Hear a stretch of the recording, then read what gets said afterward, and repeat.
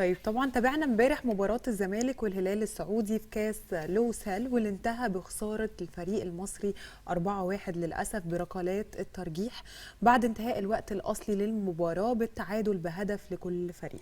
في الحقيقه امبارح الزمالك كان بيمثل مصر، يعني الطبيعي ان احنا كلنا نكون واقفين وراه. طبعا هارد لك للزمالك، والحقيقه ان المباراه كانت قويه جدا والزمالك ادى بشكل كويس، لكن للاسف هي دي الكوره، يوم مكسب ويوم خساره، ومش المفروض ان احنا نعمل عليها يعني مناحه زي ما بيقولوا. لكن خلونا نستقبل اتصال من الناقد الرياضي عمر عماد ونعرف تحليله ورايه في المباراه واداء الفريقين. صباح الورد على حضرتك. صباح الورد عليكم، صباح الورد يا مها، وصباح الورد يا صباح ياسمين. الورد. يعني طبعا حلقة جميلة يعني إن شاء الله، وهارد لك طبعا لجمهور الزمالك.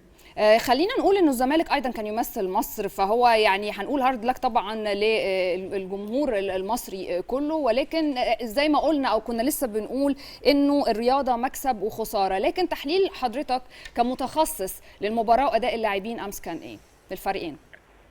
يعني طبعا بداية كده المباراة امبارح طبعا الهلال كان مستعد جيد جدا. طبعا هو كان بداية موسم حتى للاعيبة الهلال، فريق لعب 3 ماتشات في الدوري، استعدوا كويس. الدوري السعودي خلصان من شهر 5.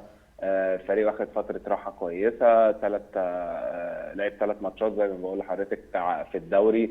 الزمالك لسه مخلص الموسم، ده فرق طبعا كبير طبعا. يعني انت ما بقالناش اكتر من 10 ايام الموسم خلصان في الدوري المصري. يمكن اخر ماتش الزمالك لعبه من 10 ايام بالظبط. طبعا مع تلاحم المواسم الفريق واضح ان هو كان حالته البدنيه سيئه جدا، مع برضه اتساع الامكانيات بين اللعيبه. حتى يعني الهلال بيمتلك 9 لعيبه اجانب، الزمالك عنده 4 لعيبه اجانب، منهم 2 لسه لعيبه جداد.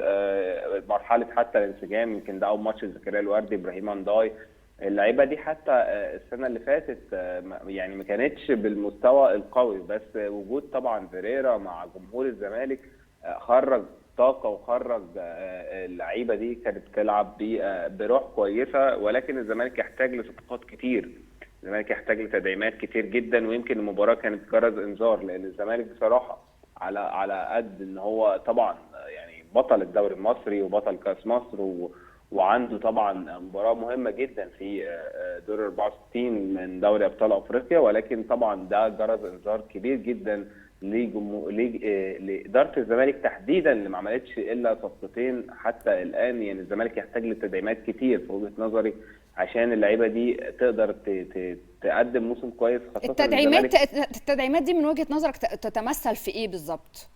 الزمالك محتاج تحديدا في الخط الهجومي، سواء رأس حربة بديل ليوسف الجزيري او حتى يكون اساسي على يوسف الجزيري. محتاج برضه لعيب بديل لاحمد سيد زيزو، ولعيب حتى بديل لابراهيم انداي. الجزء اللي قدام تحديدا او لعيب حتى صانع لعب، يعني الجزء اللي قدام ده تحديدا الزمالك سيء فيه جدا طب جدا عمر جدا. كان ايه رأيك في أداء عواد كمان بالذات؟ هو امبارح بصراحه يعني بعيدا عن المستوى اللي الزمالك ظهر بيه في مباراه الامس، لكن فعلا عواد امبارح والونش كانوا النقطه المضيئه، ويمكن فتوح، ال3 لعيبه دول كانوا نقطه مضيئه فعلا في مباراه الهلال. فعلا لا ما شاء الله عليهم ال3 احلى وابدع من بعض. يمكن دول فعلا مراكز الزمالك مش محتاج تدعيم فيهم نهائي. يعني هو طبعا حراسه المرمى والمركز المدافع والظهير الايسر بصراحه، يعني بصراحه ما شاء الله عليهم. يعني طيب كواليس بقى عودة الزمالك والاستعداد لأفريقيا. طبعا يعني ان شاء الله الزمالك هيرجع باذن الله بكره من قطر ان شاء الله، وهي عشان عنده ماتش مهم جدا قدام الكتري تشادي في الكاميرون يوم 18 سبتمبر اللي جاي، وبعد كده هيلعب العوده يوم 23 ان شاء الله هنا في استاد القاهره.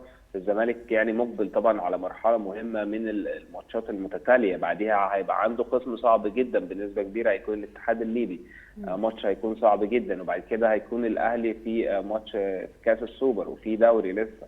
الزمالك محتاج لعيبه كتير جدا في وجهه نظري ان هو يقدر يرجع تاني، لان الجمهور السنه دي كمان يا مها وياسمين، الجمهور السنه دي بتاع الزمالك مش امله بقى يكسب الدوري. الزمالك كسب خلاص الدوري 2 على التوالي، الجمهور السنه دي محتاج ان الزمالك يكسب افريقيا، لان دي الحاجه اللي فعلا الجمهور مفتقدها. يعني دي الحاجه اللي اتوقع ان شيكابالا اجل في وجهه نظري اعتزاله بعد يعني الفتره الاخيره دي كلها، لان هو يتمنى ان هو يحصل على دوري ابطال افريقيا مع الزمالك، خاصه ان يعني بصراحة شيكابالا عليه انتقادات كتير بصراحة في مباراة امبارح تحديدا، ولكن نتمنى ان شاء الله الزمالك يحقق دوري ابطال افريقيا، عشان دي الحاجة اللي فعلا جمهوره مستنيها السنة دي في يعني كبطولات من السنة الجاية. مش هيفرق معاه اي بطولة السنة الجاية غير دوري ابطال افريقيا، هي دي الحاجة فعلا اللي تنقص زمالك فيريرا عن الموسم اللي فات يعني. بنشكرك شكرا جزيلا طبعا الناقد الرياضي عمر عماد.